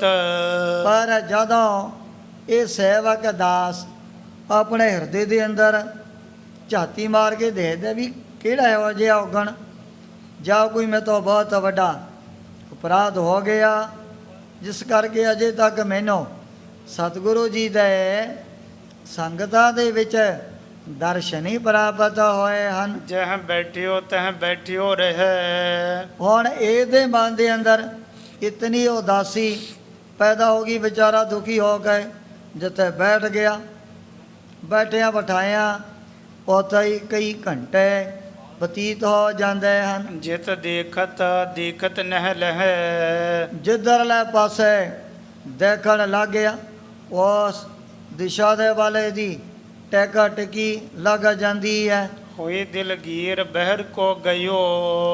ਵਿਚਾਰਾ ਉਪਰਾਮ ਉਦਾਸ ਹੋ ਕਰਕੇ ਕਈ ਦਿਨਾਂ ਤੋਂ ਬਾਅਦ ਬਾਹਰ ਦੂਰ ਕਿਤੇ ਇਕਾਂਤ ਜਗ੍ਹਾ ਦੇ ਵਿੱਚ ਚਲਿਆ ਗਿਆ ਸੀ। ਇੱਕ ਤਰ ਤਰੀ ਜਾਏ ਥਿਤ ਪਇਓ। ਹੁਣ ਉੱਥੇ ਵੀ ਵਿਚਾਰਾ ਇਕੱਲਾ ਹੀ ਇਕਾਂਤ ਦੇ ਵਿੱਚ ਨੀਵੀਂ ਪਾ ਕਰਕੇ ਬੈਠ ਗਿਆ ਸੀ। ਚਿਤਬਤ ਗੁਰ ਮੂਰਤ ਚਿਤ ਮਾਹੀ। ਪਰ ਸਤਿਗੁਰੂ ਜੀ ਦਾ ਜਿਹੜਾ ਪਾਵਨ ਸਰੂਪ, ਉਹ ਜਿਹੜੀ ਮੋਹਣੀ ਮੂਰਤ ਇਹਦੇ ਹਿਰਦੇ ਦੇ ਅੰਦਰ ਵਸ ਚੁੱਕੀ ਹੈ। ਪ੍ਰਾਪਤ ਭਇਓ ਸ਼ਾਂਤ ਕੋ ਨਾਹੀ। ਪਰ ਜਿਹੜੀ ਸ਼ਾਂਤੀ ਜਿਹੜਾ ਟਿਕਾ ਉਹ ਤਾਂ ਨਹੀਂ ਅਜੇ ਮਨ ਦੇ ਅੰਦਰ ਪੈਦਾ ਨਹੀਂ ਹੋਇਆ ਸੀ। ਗਿਣਤੀ ਗਿਣਤਿਓ ਬਿਨਤੀ ਭਨੈ। ਪਰ ਹੁਣ ਅੰਦਰੋਂ ਅੰਦਰ ਹੀ ਇਹੋ ਜਿਹੀਆਂ ਵਿਚਾਰਾਂ ਕਰਦਾ ਹੋਇਆ ਬਾਰ-ਬਾਰ ਮਹਾਰਾਜ ਦੇ ਅੱਗੇ ਜੋਦੜੀਆਂ ਕਰਨ ਲੱਗ ਪਿਆ ਸੀ। ਜੀ ਪ੍ਰਭ ਆਪ ਕਿਰਪਾ ਕੀ ਸਨੈ। ਸੱਚੇ ਪਾਤਸ਼ਾਹ ਵੀ ਆਪ ਤਾਂ ਦਿਆਲੂ ਹੋ, ਕਿਰਪਾਲੂ ਹੋ, ਕਿਰਪਾ ਦੇ ਸਾਗਰ ਹੋ, ਅੰਤਰ ਜਾਮੀ ਜਨ ਹੋ ਸਾਰੀ। ਆਪ ਤਰਕਾਲ ਦਰਸ਼ੀ ਹਰੇਕ ਦੇ ਮਨ ਦੀ ਭਾਵਨਾ ਨੂੰ ਸਮਝਣ ਵਾਲੇ ਹੋ। ਜੀ ਅਵਗਨ ਮਮ ਬਡੋ ਚਿਤਾਰੀ। ਗਰੀਬਨ ਵਾ ਸੱਚੇ ਪਾਤਸ਼ਾਹ ਵੀ ਜੇ ਕੋਈ ਮੇਰੇ ਕੋਲ ਇਹੋ ਜਿਹਾ ਬਹੁਤ ਵੱਡਾ ਔਗਣ ਜਾਂ ਅਪਰਾਧ ਵੀ ਹੋ ਚੁੱਕਿਆ ਹੈ, ਮੁਝ ਕੋ ਸੁਧ ਕਿਸ ਵਿਧ ਕਰ ਦੇਵੋ। ਆਪ ਨੇ ਹੀ ਮੈਨੂੰ ਕੋਈ ਹੋ ਜੀ ਖਬਰ ਜ਼ਰੂਰ ਕਰਨੀ ਵੀ ਤੇਤੋਂ ਤਾਂ ਫਲਾਣਾ ਅਪਰਾਧ ਇਹੋ ਜਿਹਾ ਪਾਪ ਹੋ ਗਿਆ ਜਿਸ ਕਰਕੇ ਤੈਨੂੰ ਅਜੇ ਤੱਕ ਸਾਡੇ ਦਰਸ਼ਨ ਨਹੀਂ ਪ੍ਰਾਪਤ ਹੋਏ ਹਨ। ਦਾਸ ਆਪਨੋ ਔਰ ਲਖ ਲੇਵੈ। ਹੁਣ ਇਹ ਜਿਹੜਾ ਪ੍ਰੇਮੀ ਬਾਰ-ਬਾਰ ਮਹਾਰਾਜ ਦੇ ਅੱਗੇ ਅਰਦਾਸਾਂ ਹੀ ਕਰੀ ਜਾ ਰਿਹਾ ਸੀ। ਇਤਿਆਦਿਕ ਮਨ ਤੇ ਕਰ ਬਿਨਤੀ। ਬੋਲ ਕੇ ਤਾਂ ਵਿਚਾਰੇ ਨੇ ਕਿਹਨੂੰ ਸੁਣਾਉਣੀਆਂ ਸੀ? ਆਪਣੇ ਮਨ ਦੀ ਜਿਹੜੀ ਪੀੜਾ, ਜੋ ਵੀ ਦਰਦ ਹੈ, ਉਹਨੂੰ ਸਤਿਗੁਰੂ ਜੀ ਦੇ ਚਰਨਾਂ 'ਚ ਪਹੁੰਚਾਉਣਾ ਚਾਹੁੰਦਾ ਹੈ। ਚਰਨ ਕਮਲ ਚਿਤਵਤ ਅਤ ਗਿਣਤੀ। ਹੁਣ ਚਰਨ ਕਮਲਾਂ ਦਾ ਧਿਆਨ ਧਾਰਨ ਕਰਕੇ ਬੜੀਆਂ ਹੋ ਜੀਆਂ ਵਿਚਾਰਾਂ ਇਹਦੇ ਚਿੱਤ ਦੇ ਅੰਦਰ ਪੈਦਾ ਹੋਣ ਲੱਗ ਪਈਆਂ ਹਨ। ਦਾਸ ਹਿਰਦੇ ਕੀ ਸਭ ਵਿਦ ਜਾਨੀ। ਹੁਣ ਸਤਿਗੁਰੂ ਜੀ ਨੇ ਸਰਬਾਗੰਤਰ ਜਾਮੀ ਆਪਣੇ ਦਾਸ ਸੇਵਕ ਦੇ ਮਨ ਦੀ ਜਿਹੜੀ ਪੀੜਾ ਉਹ ਸਤਿਗੁਰੂ ਜੀ ਨੇ ਵੀ ਜਾਣ ਲਈ ਹੈ। ਖੋਟ ਮਸੰਦਨ ਜੇ ਮਨ ਮਾਨੀ। ਵੀ ਜਿਹੜੇ ਮਸੰਦਾਂ ਦੇ ਅੰਦਰ ਵੱਡੇ ਵੱਡੇ ਹੋ ਜੇ ਖੋਟ ਪੈਦਾ ਹੋ ਚੁੱਕੇ ਸਨ। ਤਾਤ ਕਾਲ ਇੱਕ ਸਿੱਖ ਪਠਾਇਓ। ਉਸੇ ਵਕਤ ਗੋਬਿੰਦ ਰਾਏ ਜੀ ਨੇ ਇੱਕ ਸੇਵਕ ਦਾਸ ਨੂੰ ਇਸ਼ਾਰਾ ਕਰਕੇ ਆਪਣੇ ਪਾਸ ਬੁਲਾਇਆ ਸੀ। ਤਿਸ ਤਰ ਕੀ ਤਰ ਪਤੋ ਬਤਾਇਓ। ਮਹਾਰਾਜ ਨੇ ਸਿੰਘਾਸਣ ਤੇ ਬੈਠਿਆਂ ਬਿਠਾਇਆ ਉਸ ਦਰਖਤ ਦੀਆਂ ਸਾਰੀਆਂ ਨਿਸ਼ਾਨੀਆਂ ਚਿੰਨ੍ਹ ਵੀ ਇਸ ਪ੍ਰੇਮੀ ਨੂੰ ਦੱਸ ਦਿੱਤੀਆਂ ਸਨ। ਜਾਏ ਬਿਲੋਕਿਓ ਬੈਠਿਓ ਤਹਾਂ। ਜਦੋਂ ਜਾ ਕਰਕੇ ਗੁਰਮੁਖ ਨੇ ਦੇਖਿਆ ਵੀ ਇਹ ਤਾਂ ਵਿਚਾਰਾ ਨੀਵੀਂ ਪਾ ਕਰਕੇ ਇਕੱਲਾ ਹੀ ਦਰਖਤ ਦੇ ਥੱਲੇ ਬੈਠਾ ਹੈ। ਭਜਨ ਮਲੀਨ ਦੀਨ ਮਨ ਮਹਾ। ਜਿਹਦੇ ਹਿਰਦੇ ਦੇ ਅੰਦਰ ਬੜੀ ਉਦਾਸੀ, ਬੜੀ ਚਿੰਤਾ ਵੀ ਪੈਦਾ ਹੋ ਚੁੱਕੀ ਸੀ। ਚਲ ਹੋ ਬੁਲਾਵ ਹੈ ਸਤਿਗੁਰ ਤੋਹੀ। ਉਸ ਸਮੇਂ ਕਹਿ ਲੱਗਿਆ ਵੀ ਗੌਰ ਸਿੱਖਾ ਚੱਲ ਮੇਰੇ ਨਾਲ, ਤੈਨੂੰ ਸਤਿਗੁਰੂ ਜੀ ਨੇ ਆਪ ਖੁਦ ਯਾਦ ਕੀਤਾ ਹੈ। ਕੋ ਜਾਣੈ ਕੋ ਕਾਰਜ ਹੋਹੀ। ਇਹ ਕਾਰਜ ਬਾਰੇ ਤਾਂ ਮੈਨੂੰ ਕੋਈ ਪਤਾ ਨਹੀਂ ਵੀ ਸਤਿਗੁਰੂ ਜੀ ਨੇ ਕਿਸ ਮਨੋਰਥ ਦੇ ਲਈ ਤੈਨੂੰ ਸਾਡੇ ਪਾਸ ਭੇਜਣਾ ਕੀਤਾ ਹੈ। ਸੁਨ ਹਰ ਕਿਓ ਉਠ ਸੰਗ ਸਿਧਾਰਾ। ਸੁਣ ਕਰਕੇ ਇਹ ਗੌਰ ਸਿੱਖ ਮਾਨੋ ਬੜੇ ਆਨੰਦ ਦੇ ਸਹਿਤ ਹੋ ਗਿਆ ਸੀ। ਚਲ ਆਇਓ ਸਤਿਗੁਰ ਕੇ ਦੁਆਰਾ। ਵਿਚਾਰਾ ਉਸ ਵਕਤ ਚੱਲ ਕਰਕੇ ਜਦੋਂ ਮਹਾਰਾਜ ਦੇ ਚਰਨਾਂ ਦੇ ਵਿੱਚ ਹਾਜ਼ਰ ਹੋਇਆ ਸੀ। ਦਵਾਰ ਪਾਲਕ ਹੈ ਜਾਨ ਨਾ ਪਾਵੈ। ਪਰ ਹੁਣ ਪਹਿਰੇਦਾਰ ਪਹਿਲਾਂ ਦੇ ਸਮਾਨ ਫੇਰੇ ਨੂੰ ਉਸ ਥਾਂ ਤੇ ਰੋਕਣ ਲੱਗ ਪਿਆ ਸੀ। ਸਿੱਖ ਕਹਿ ਸਾਹਿਬ ਆਪ ਬੁਲਾਵਹਿ। ਪਰ ਉਸ ਸਮੇਂ ਇਹ ਪ੍ਰੇਮੀ ਸੇਵਕ ਦਾਸ ਕਹਿਣ ਲੱਗਿਆ ਵੀ ਤੂੰ ਇੱਥੇ ਰੋਕਣ ਵਾਲਾ ਕਿਹੜਾ ਆ ਗਿਆ? ਸਤਿਗੁਰੂ ਜੀ ਨੇ ਵਿਸ਼ੇਸ਼ ਤੌਰ ਤੇ ਮੈਨੂੰ ਆਪ ਪੇਜ ਕਰਕੇ ਇਹਨੂੰ ਬਾਹਰੋਂ ਬੁਲਾ ਕਰਕੇ ਲਿਆਂਦਾ ਹੈ। ਅੰਤਰ ਜਾਏ ਪ੍ਰਵੇਸ਼ਤ ਭਇਓ। ਜਦੋਂ ਇਹ ਗੁਰਮੁਖ ਪ੍ਰੇਮੀ ਚੱਲ ਕਰਕੇ ਨਾ ਸਤਿਗੁਰੂ ਜੀ ਦੇ ਦਰਬਾਰ ਦੇ ਵਿੱਚ ਹਾਜ਼ਰ ਹੋਇਆ ਸੀ। ਅੰਤ ਮਸੰਦਨ ਕੋ ਜਨ ਅਯੋ। ਮਨ ਇਉਂ ਲੱਗ ਰਿਹਾ ਸੀ ਵੀ ਇਹਨਾਂ ਮਸੰਦਾਂ ਦਾ ਜਿਹੜਾ ਅੰਤ ਹੈ ਇੱਕ ਗੁਰ ਸਿੱਖ ਦੇ ਰੂਪ ਦੇ ਵਿੱਚ ਹੀ ਹੈ ਸਤਿਗੁਰੂ ਜੀ ਦੇ ਦਰਬਾਰ ਦੇ ਵਿੱਚ ਪਹੁੰਚ ਗਿਆ ਸੀ। ਪੂਰਨ ਕੋ ਕਿਦਾਰ ਜਨ ਹਰਿਓ। ਜਿਹੜੇ ਚੋਟ ਤੂਫਾਨ ਬੋਲਣ ਵਾਲੇ ਮਸੰਦ ਇਹਨਾਂ ਦਾ ਮਨ ਇੱਕ ਬਹੁਤ ਵੱਡਾ ਖੇਤ ਬੜੇ ਲੰਮੇ ਸਮੇਂ ਤੋਂ ਹਰਿਆ ਭਰਿਆ ਜੋ ਵੀ ਹੋ ਚੁੱਕਿਆ ਸੀ। ਚਾਰੇ ਪਾਸੇ ਦੇਸ਼ਾਂ ਵਿਦੇਸ਼ਾਂ ਦੇ ਵਿੱਚ ਮਸੰਦ ਦਸਵੰਦੀ ਮਾਇਆ ਲੈਣ ਵਾਸਤੇ ਜੋ ਵੀ ਘੁੰਮਿਆ ਕਰਦੇ ਸੀ, ਇਹ ਮਾਨੋ ਬੜੇ ਲੰਮੇ ਸਮੇਂ ਦਾ ਇੱਕ ਹਰਿਆ ਭਰਿਆ ਖੇਤ ਪਹਿਲਾਂ ਤਾਂ ਬੜੇ ਟਾਈਮ ਤੋਂ ਪ੍ਰਫੁੱਲਤ ਹੋ ਚੁੱਕਿਆ ਹੈ। ਕਰ ਕਾ ਗਨ ਸਿੱਖ ਆਵਨ ਕਰਿਓ। ਮਾਨੋ ਗੜਿਆਂ ਦੇ ਬੱਦਲ ਦੇ ਰੂਪ ਦੇ ਵਿੱਚ ਜਦੋਂ ਇਹ ਗੁਰ ਸਿੱਖ ਸਤਿਗੁਰੂ ਜੀ ਦੇ ਦੀਵਾਨ ਦੇ ਵਿੱਚ ਹਾਜ਼ਰ ਹੋਇਆ ਸੀ, ਜਿਵੇਂ ਕਿਤੇ ਵੱਡੇ ਵੱਡੇ ਗੜੇ ਪੈ ਜਾਣ, ਉਹ ਤਾਂ ਫਿਰ ਖੇਤਾਂ ਦੇ ਵਿੱਚ ਜਿਹੜੀ ਬੀਜੀ ਹੋਈ ਫਸਲ ਹੈ ਉਹਨੂੰ ਤਬਾਹ ਕਰ ਦਿੰਦੇ ਹਨ।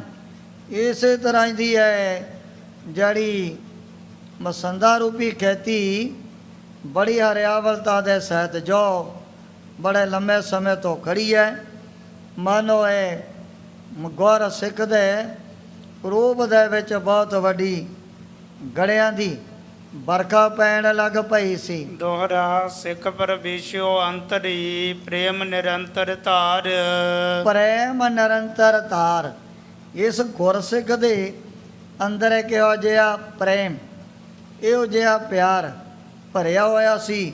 ਸਤਿਗੁਰੂ ਜੀ ਦੇ ਚਰਨਾਂ ਦਾ ਜਿਉ ਮਛਲੀ ਬਿਨ ਪਾਣੀ ਹੈ, ਕਿਉ ਜੀਵਨ ਪਾਵੈ ਬੂੰਦ ਵਿਹੋੜਾ ਚਾਤਰ ਕੋ, ਕਿਉ ਕਰ ਤ੍ਰਿਪਤਾਵੈ ਨਾਦ ਕਰੰ ਕੈ ਵੇਦਿਆ, ਸਨਮੁਖਟ ਧਾਵੈ ਭਵਰ ਲੋਭੀ ਕੋ ਸੰਵਾਸਕਾ, ਮਿਲਾਪ ਬੰਧਾਵੈ ਤਿਉ ਸੰਤ ਜਨਾ ਹਰ ਪ੍ਰੀਤੈ, ਦੇਖ ਦਰਸ ਗਾਵੈ।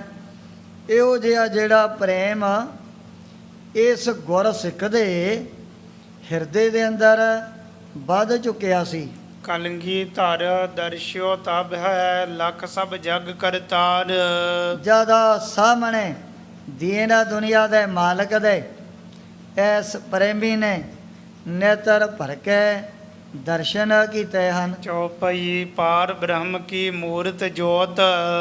ਦੇ ਲਿਆ ਵੀ ਸਤਿਗੁਰੂ ਜੀ ਤਾਂ ਉਸ ਭਗਵਾਨ ਦਾ ਹੀ ਰੂਪ ਸਾਹਮਣੇ ਸੁਨਹਿਰੀ ਰੰਗ ਦੇ ਸਿੰਘਾਸਣ ਦੇ ਉੱਪਰ ਬੈਠੇ ਹਨ। ਲਖ ਕਰ ਸਿੱਖ ਕੀ ਪ੍ਰੇਮ ਉਦੋਤ। ਹੁਣ ਸਤਿਗੁਰੂ ਜੀ ਤਾਂ ਇਸ ਗੁਰ ਸਿੱਖ ਦੇ ਪ੍ਰੇਮ ਨੇ ਉਹਨੂੰ ਪਹਿਲਾਂ ਹੀ ਸਰਬੱਗਤਾ ਦੇ ਨਾਲ ਜਾਣਨ ਵਾਲੇ ਨੇ। ਪਰਿਓ ਚਰਨ ਪਰ ਬੰਧਨ ਕੀਨ।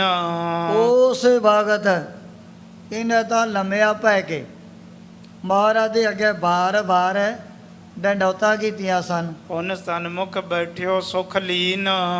ਫਿਰ ਜਦੋਂ ਸਾਹਮਣੇ ਬੈਠ ਕਰਕੇ ਸਤਿਗੁਰੂ ਜੀ ਦੇ ਬਾਰ-ਬਾਰ ਦੀਦਾਰ ਕੀਤਾ ਸੀ। ਕਿਰਪਾ ਧਾਰ ਗੁਰ ਮ੍ਰਿਦੁਲ ਅਲਾਇਓ। ਇਹੋ ਜਿਹਾ ਆਨੰਦ ਜਿਹੜਾ ਕਹਿਣ ਸੁਣਨ ਤੋਂ ਪਰੇ ਹੈ, ਇਹੋ ਜਿਹੀ ਮਸਤੀ, ਇਹੋ ਜਿਹਾ ਜਿਹੜਾ ਸਰੂਰ, ਇਹਨੂੰ ਫਿਰ ਦਰਸ਼ਨ ਕਰਨ ਦੇ ਨਾਲ ਹੀ ਮਨ ਦੇ ਅੰਦਰ ਪ੍ਰਾਪਤ ਹੋ ਗਿਆ ਸੀ। ਉਸ ਸਮੇਂ ਮਹਾਰਾਜ ਜੀ ਵੀ ਇਹਨੂੰ ਪਾਸ ਬੁਲਾ ਕਰਕੇ ਪੁੱਛਣ ਲੱਗੇ ਹਨ, ਹੀ ਪ੍ਰੈ ਸਿੱਖ ਹਮ ਹਿਤ ਕਿਆ ਲਿਆਇਓ। ਸਤਿਗੁਰੂ ਜੀ ਕਹਿਣ ਲੱਗੇ, ਐ ਮੇਰੇ ਪਿਆਰੇ ਗੁਰਸਿੱਖਾ, ਵੀ ਤੂੰ ਸਾਡੇ ਲਈ ਕਿਹੜੀ ਭੇਟਾ ਆਪਣੇ ਘਰੋਂ ਲੈ ਕਰਕੇ ਆਇਆ ਹੈ। ਸੁਨਤ ਹੱਥ ਜੋੜੇ ਤਬ ਕਹਿਓ। ਹੁਣ ਸੁਣ ਕਰਕੇ ਇਹਨੇ ਵੀ ਮਹਾਰਾਜ ਦੇ ਅੱਗੇ ਬੇਨਤੀ ਕਰ ਦਿੱਤੀ ਹੈ। ਅਦਭੁਤ ਚੂਰਾ ਮੈਂ ਕਿਤ ਲਹਿਓ। ਇਹ ਗਰੀਬ ਨਿਵਾਜ ਸੱਚੇ ਪਾਤਸ਼ਾਹ ਵੀ ਕਿਹੋ ਜਿਹਾ ਅਦਭੁਤ ਸੁੰਦਰ ਚੂੜਾ ਕੁਦਰਤੀ ਤੌਰ ਤੇ ਮੈਨੂੰ ਕਿਸੇ ਦੇ ਪਾਸੋਂ ਇਹ ਪ੍ਰਾਪਤ ਹੋ ਗਿਆ ਸੀ। ਲਾਇਕ ਜਾਨ ਆਪ ਕੇ ਘਰ ਕੀ। ਮੈਂ ਜਗਤ ਮਾਤਾ ਗੁਜਰ ਕੌਰ ਜੀ ਦੇ ਪਹਿਨਣ ਦੇ ਯੋਗ ਜਾਣਦੇ ਹੋਇਆਂ ਉਹ ਜਿਹੜਾ ਗੈਂਡੇ ਦੇ ਮਾਸ ਦਾ ਬਣਿਆ ਹੋਇਆ ਚੂੜਾ ਚੇਤੋ ਮਸੰਦ ਦੇ ਹੱਥੀਂ ਆਪਦੇ ਚਰਨਾਂ 'ਚ ਭੇਜਿਆ ਹੈ। ਪ੍ਰਥਮ ਪਠਿਓ ਮੈਂ ਪ੍ਰੀਤੀ ਉਰ ਕੀ। ਹਿਰਦੇ ਦੇ ਅੰਦਰ ਇਹੋ ਜੀ ਪ੍ਰੀਤੀ ਨੂੰ ਧਾਰਨ ਕਰਦੇ ਹੋਇਆਂ ਸੱਚੇ ਪਾਤਸ਼ਾਹ ਜਿਹੜੀ ਮਹਿੰਗੀ ਭੇਟਾ ਮੇਰੇ ਪਾਸ ਹਾਜ਼ਰ ਸੀ, ਉਹ ਤਾਂ ਮੈਂ ਫਿਰ ਸਾਰਿਆਂ ਨਾਲੋਂ ਜਿਹੜਾ ਵੱਡਾ ਮਸੰਦ ਹੈ ਚੇਤਾ ਜੀ, ਉਹਨੂੰ ਪਕੜਾ ਦਿੱਤੀ ਹੈ। ਗੁਰ ਕੁਦਰਤ ਤੀ ਮਮ ਕਰ ਆਇਓ। ਅਚਾਨਕ ਹੀ ਜਦੋਂ ਚਮਕਦਾ ਦਮਕਦਾ ਹੋਇਆ ਚੂੜਾ ਕਿਤੋਂ ਮੈਨੂੰ ਪ੍ਰਾਪਤ ਹੋਇਆ ਸੀ। ਰੁਚਿਰ ਜਰਾਓ ਜਰਿਓ ਦਿਪਤਾਇਓ। ਮਹਾਰਾਜ ਜੀ ਦੇ ਵਿੱਚ ਥਾਂ ਤੇ ਹੀਰਾ ਵੀ ਜ਼ਵਾਰ ਮੋਤੀ ਇਹ ਨਿੱਕੀਆਂ ਨਿੱਕੀਆਂ ਕਣੀਆਂ ਕੱਟ ਕਰਕੇ ਦੇ ਵਿੱਚ ਜੜੀਆਂ ਹੋਈਆਂ ਸਨ। ਜਬਰ ਜਵਾਹਰ ਜਿਸ ਪਰ ਜਰੀ। ਜਿਹਦੇ ਵਿੱਚ ਜੜੇ ਹੋਏ ਹੀਰਾ ਮੋਤੀਆਂ ਦੀ ਬੜੀ ਚਮਕ ਤੇ ਦਮਕ ਪੈ ਰਹੀ ਸੀ। ਕਿਸ ਕਾਰੀਗਰ ਨੇ ਸ਼ੁਭ ਕਰੀ। ਮਹਾਰਾਜ ਕਿਸੇ ਦਿਮਾਗਦਾਰ ਸਿਆਣੇ ਕਾਰੀਗਰ ਨੇ ਬਹੁਤ ਹੀ ਸੁੰਦਰ ਇਹ ਸੋਹਣਾ ਜਿਹੜਾ ਚੂੜਾ ਗੈਂਡੇ ਦੇ ਮਾਸ ਦਾ ਤਿਆਰ ਕੀਤਾ ਹੋਇਆ ਸੀ। ਹਬ ਮਨ ਦਰਸ਼ਨ ਕੋ ਲਲਚਾਵਾ। ਜਦੋਂ ਹੁਣ ਮੇਰੇ ਦੇ ਹਿਰਦੇ ਦੇ ਅੰਦਰ ਆਪ ਦੇ ਦੀਦਾਰ ਕਰਨ ਦੀ ਭੁੱਖ ਪੈਦਾ ਹੋ ਗਈ ਸੀ। ਰਹਿਓ ਨ ਗਇਓ ਆਪ ਚੱਲ ਆਵਾ। ਇਤਨੀ ਖਿੱਚ, ਇਤਨੀ ਲਾਲਸਾ ਵਧੀ ਮੇਰੇ ਮਨ ਦੇ ਅੰਦਰ। ਸੱਚੇ ਪਾਤਸ਼ਾਹ ਵੀ ਉਸ ਸਮੇਂ ਦਾ ਫਿਰ ਮੈਨੂੰ ਘਰ ਦੇ ਵਿੱਚ ਟਿਕਣਾ ਬੜਾ ਔਖਾ ਲੱਗਣ ਲੱਗ ਪਿਆ ਸੀ। ਸ੍ਰੀ ਗੁਰ ਕਹਿਓ ਨ ਹਮਨੇ ਹੀਰਾ। ਸਤਿਗੁਰੂ ਜੀ ਕਹਿ ਲਗੇ ਵੀ ਪ੍ਰੇਮੀਓ, ਚੂੜਾ ਤਾਂ ਅਜੇ ਤੱਕ ਸਾਡੇ ਪਾਸ ਕਿਸੇ ਨੇ ਵੀ ਲਿਆ ਕਰਕੇ ਨਹੀਂ ਦਿਖਾਇਆ ਹੈ। ਹੋਤੋ ਵਿਭੂਖਨ ਪਠਿਓ ਜੋ ਤੇਰਾ। ਜਿਹੜਾ ਤੇ ਇਹੋ ਜਿਹਾ ਸੁੰਦਰ ਗਹਿਣਾ ਭੇਟਾ ਕੀਤਾ ਹੋਇਆ ਸਾਨੂੰ ਤਾਂ ਕਿਸੇ ਨੇ ਵੀ ਕੋਈ ਆ ਕਰਕੇ ਦੱਸਿਆ ਵੀ ਨਹੀਂ ਹੈ। ਕਿਸ ਕੋ ਦਇਓ ਬਤਾਬਨ ਕਰੀਏ। ਸਤਿਗੁਰੂ ਜੀ ਕਹਿ ਲੱਗੇ ਵੀ ਆਉਂ ਦੱਸ, ਉਹ ਜਿਹੜਾ ਸੋਹਣਾ ਚੂੜਾ ਤੈਂ ਕਿਹੜੇ ਮਸੰਦ ਨੂੰ ਪਕੜਾਇਆ ਸੀ? ਨਹੀਂ ਦੁਰਾਬਨ ਤਿਸ ਵਿਚਰੀਏ।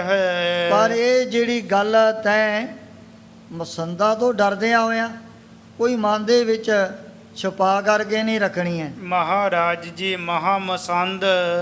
ਉਹ ਸਮੇਂ ਇਹ ਕਹਿਣ ਲੱਗਿਆ ਸੱਚੇ ਪਾਤਸ਼ਾਹ ਵੀ ਜਿਹੜਾ ਹੁਣ ਆਪ ਦਾ ਸਾਰਿਆਂ ਨਾਲੋਂ ਵੱਡਾ ਮਸੰਦ ਉਹ ਭਾਈ ਚੇਤੋ ਜੀ ਅੱਗੇ ਵੀ ਬੜੀ ਦਫਾ ਮੇਰੇ ਪਾਸੋਂ ਹੈ ਮਾਇਆ ਲੈ ਕਰਕੇ ਆਏ ਹਨ। ਜੋ ਗੁਰਕਾਰ ਲੀਤ ਹੈ ਬ੍ਰਿੰਦ।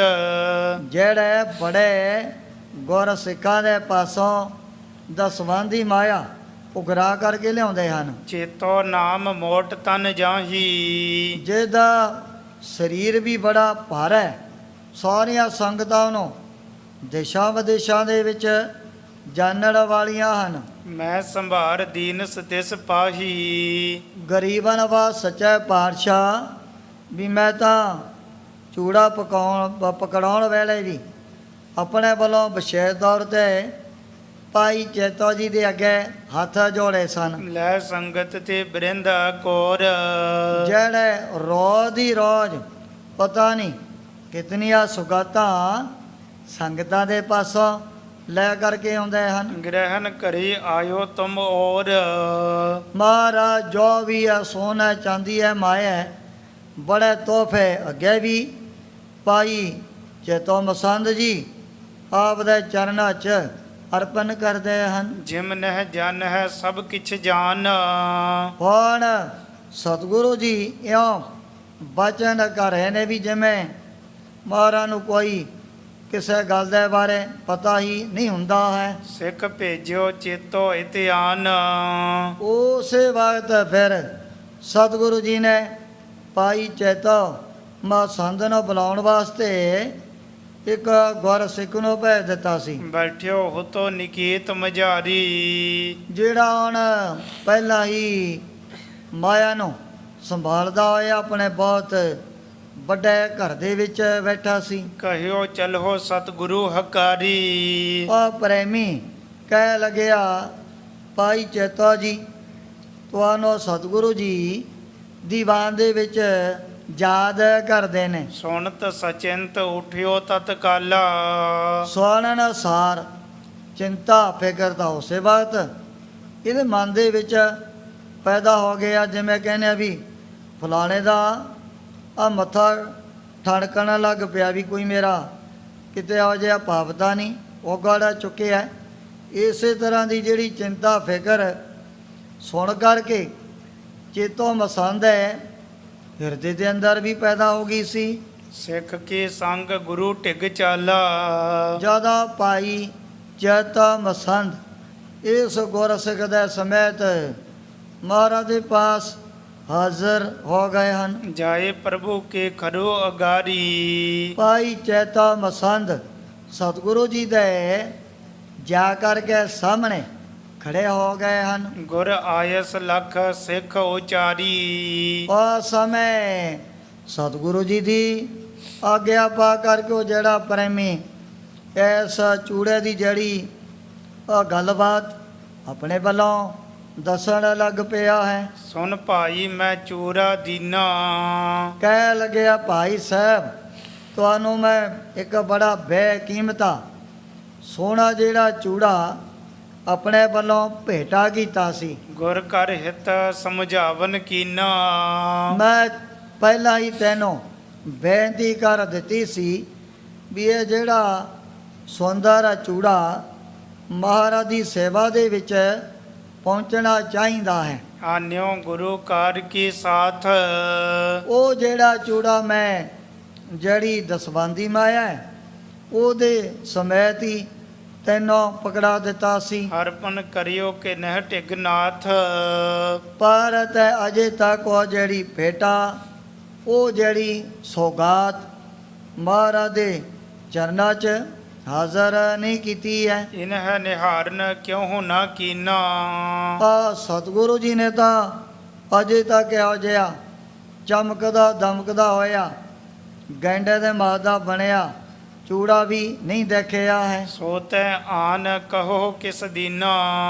ਇਹ ਜਿਹੜਾ ਪ੍ਰੇਮੀ ਪੁੱਛਣ ਲੱਗਿਆ ਵੀ ਉਹ ਚੂੜਾ ਅੱਗੇ ਤਾਂ ਫਿਰ ਕਿਸ ਦੇ ਹੱਥ ਦੇ ਵਿੱਚ ਪਕੜਾਇਆ ਹੈ। ਕਿਸ ਕਾਰਨ ਤੇ ਦਇਓ ਜੇ ਨਹਿ ਤਬ। ਅਗਰ ਕਿਸੇ ਕਾਰਨ ਕਰਕੇ ਤੁਮਾਰਾ ਦੇ ਪਾਸ ਪਹੁੰਚਾ ਨਹੀਂ ਸਕਿਆ ਹੈ, और जिस प्रकार भाई चेतो जी ने अपने वालों महाराज दे अगे जवाब देना है, उस प्रसंग की विचार अगे की जाएगी।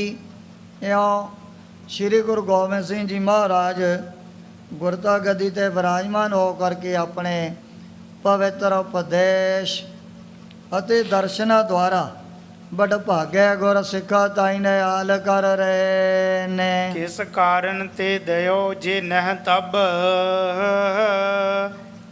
ਆਨ ਅਰਪਨਾ ਕਰੀਐ ਸੋ ਅਬ। ਕਿਸ ਕਾਰਨ ਤੇ ਦਇਓ ਜੇ ਨਹਿ ਤਬ। ਆਨ ਅਰਪਨਾ ਕਰੀਐ ਸੋ ਅਬ। हे चौथे पार ब्रह्म अविनाशी ਅਗਨਾਸ। पूर्ण सर्ब में